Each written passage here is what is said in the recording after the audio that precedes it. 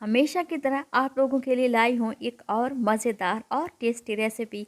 आज चटखारे पकवान में बना रहे हैं मज़ेदार और टेस्टी सा अंडा पराठा। बिस्मिल्लाहिर्रहमानिर्रहीम। अस्सलाम वालेकुम। लाखों करोड़ों दरूद सलाम नबी करीम सल्लल्लाहु अलैहि वसल्लम पर और उनकी आल पर। मैं हूँ अनाबिया और वेलकम करती हूँ आपको अपने यूट्यूब चैनल चटखारे पकवान में।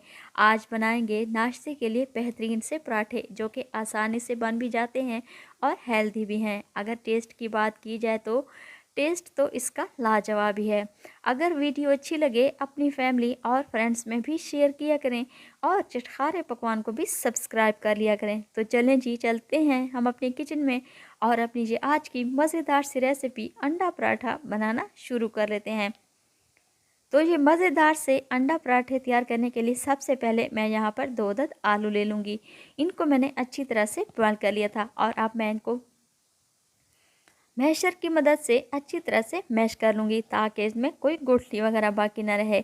अब मैं इसमें कुछ सब्जियों का भी इस्तेमाल कर रही हूँ। 3 टेबल स्पून के बराबर मैं इसमें शामिल करूँगी टमाटर, जिनका मैंने बीज रिमूव कर दिया है। 3 चम्मच के बराबर प्याज भी शामिल कर रही हूँ, इनको भी मैंने बारीक सा कट कर लिया है। और हरे प्याज का भी इस्तेमाल कर रही हूँ आधी प्याली के बराबर। आधी प्याली गाजर शामिल करूँगी जिसको मैंने बारीक सा कट किया हुआ है। 3 अदद सब्ज मिर्च शामिल करूँगी जिसको मैंने बारीक सा कट किया है। और ढेर सारा हरा धनिया शामिल करेंगे। हरा धनिया शामिल करने के बाद मैं इसके अंदर डाल दूँगी 2 अदद अंडे। अंडों के साथ ही मैं इसमें कुछ स्पाइसेस का भी इस्तेमाल करूँगी। आधा चम्मच नमक, आधा चम्मच साबित सफ़ेद जीरा, आधा चम्मच मोटी कुटी हुई लाल मिर्च और आधा चम्मच खुश्क धनिया शामिल करूँगी। बस यही मसाले शामिल करने हैं। और अब मैं इसमें 1 कप के बराबर मैदा शामिल कर रही हूँ। अगर आप चाहें तो मैदे की जगह घर वाले आटे का भी इस्तेमाल कर सकते हैं। मैदे को मैंने पहले अच्छी तरह से छान लिया था और अब मैं इसकी अच्छी तरह से मिक्सिंग कर लूँगी। पहले हम इसकी अच्छी तरह से मिक्सिंग करेंगे, बाद में मैं इसमें थोड़ा थोड़ा पानी शामिल करूँगी और इसका हम गाढ़ा सा पेस्ट तैयार कर लेंगे। ये देखिए, आप लोग इसकी कंसिस्टेंसी चेक कर सकते हैं। बिल्कुल इसी तरह से ही आप लोग ने इसको लिक्विड ही तैयार कर लेना है। ये देखिए, माशाल्लाह से पराठों के लिए मिक्सचर हमारा तैयार हो चुका है। और दूसरी साइड पर फ्राइंग पैन गर्म होने के लिए मैंने रख दिया था। आप तवे का भी इस्तेमाल कर सकते हैं।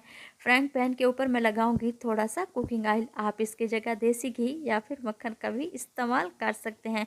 और अब मैं एक डीप चम्मच लूँगी और उसे भरकर फ्राइंग पैन में शामिल कर दूंगी और इसको एक पराठे की शेप में तैयार कर लूँगी।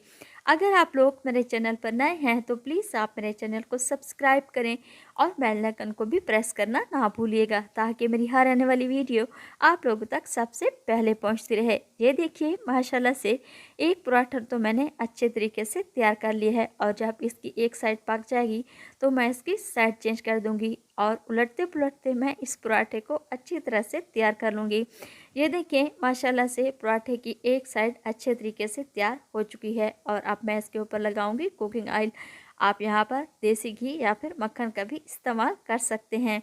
ये देखिए, मैंने इसके ऊपर कुकिंग ऑयल लगा दिया है और अब मैं उलटते पुलटते इस पराठे को अच्छी तरह से तैयार कर लूँगी। फटाफट से ये पराठे तैयार हो जाते हैं।